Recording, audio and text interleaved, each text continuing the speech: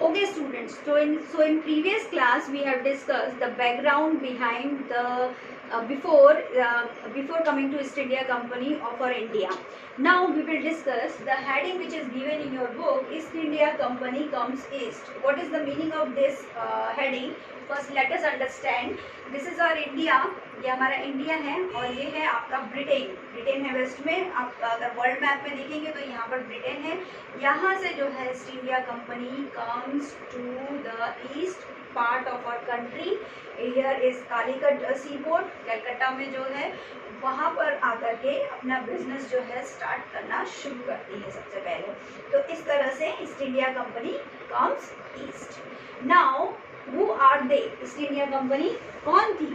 East India Company was a trading company. They are traders. They came to India in 1600, acquired a charter from Queen Elizabeth. अब ये charter क्या है? Charter जो है वो एक तरह का आपका परमिशन लेटर है. क्या परमिशन लेटर है? क्या लिखा था चार्टर में?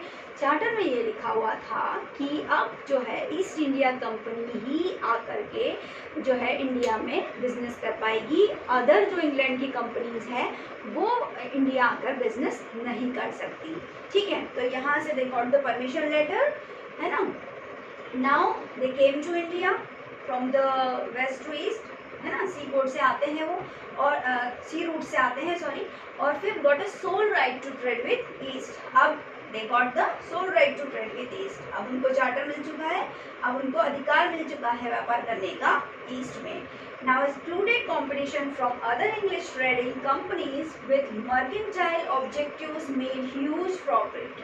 अब इसका मतलब क्या हुआ? अब देखिए, जो यहाँ पर एक तरह का कंपटीशन खत्म हो जाता है ईस्ट इंडिया कंपनी का अपने ही देश की अदर ट्रेडिंग कंपनीज से, जो कि यहाँ पे मर्केंटाइल का मतलब क्या होता है?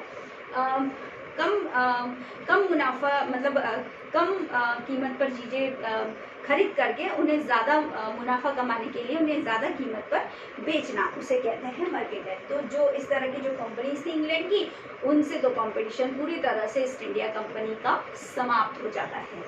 अब still competition from other trading companies started, Dutch, Portuguese and French. अब देखिए, in 1498 the Portugali explorer came to India and he discovered the sea route to come to India. आपका वास्को डी गामा है ना. तो Vasco D gamma जी ने पहले ही सी root खोज लिया था इंडिया आने का, और पुर्तगाइज का तो चल ही रहा था हमारे यहाँ पे बिजनेस. उसी तरह से डच और फ्रेंच भी आ गए थे. तो इनका भी जो उद्देश्य था, जो मकसद था, वो क्या था? प्रॉफिट कमाना, है ना. तो यहाँ पर जो है कुछ स्पेशल टाइप का गुड्स होता था, मसाले होते थे, लाइक कार्डिमम है, जो आपका दालचीनी है, सिनेमन है ना. इस तरह से जो मसाले थे उनको, कॉटन है, उनको यहाँ से गुड्स को ले जा करके अपने कंट्री में ज़्यादा कीमत पर, अधिक कीमत पर बेचना, ये इनका उद्देश्य हुआ करता था. तो यहाँ पर अभी ईस्ट इंडिया कंपनी ने अपने देश के ट्रेडर से तो कंपटीशन कम कर लिया, मगर अब डच, फ्रेंच और पुर्तगाइज के साथ कंपटीशन अभी भी बरकरार था.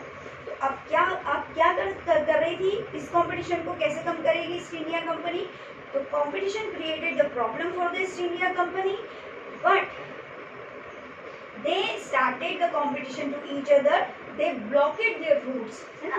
आप क्या करते थे वो लोग कि इनका माल पहले नहीं जाए, चलो रास्ता बंद कर देते हैं, या तो फिर गुड्स में ले जा करके छुपके से बम रख दिया तो उनका गुड्स जो है वो ख़राब हो गया और हमारा गुड्स जो है वो टाइम पर हमारे कंट्री में पहुंच जाएगा. इस तरह से वो एक दूसरे का नुकसान किया करते थे, कभी कभी रूट्स को ब्लॉक कर दिया करते थे. इस तरह से कॉम्पिटिशन उनमें चलता रहता था ज़्यादा प्रॉफिट कमाने के लिए. अब इसके बाद, इसके अलावा भी जो है और क्या हुआ?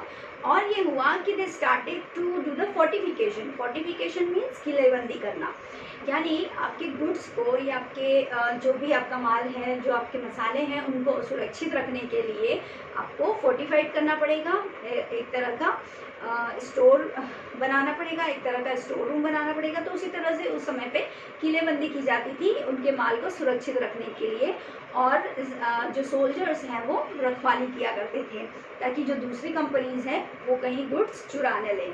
तो इस तरह से फोर्टिफिकेशन करते थे वो. और इसके अलावा अब यहाँ से जो आपकी बुक में लास्ट जो दिया हुआ है heading, this effort to fortify settlements and carry on profitable trade also lead to intense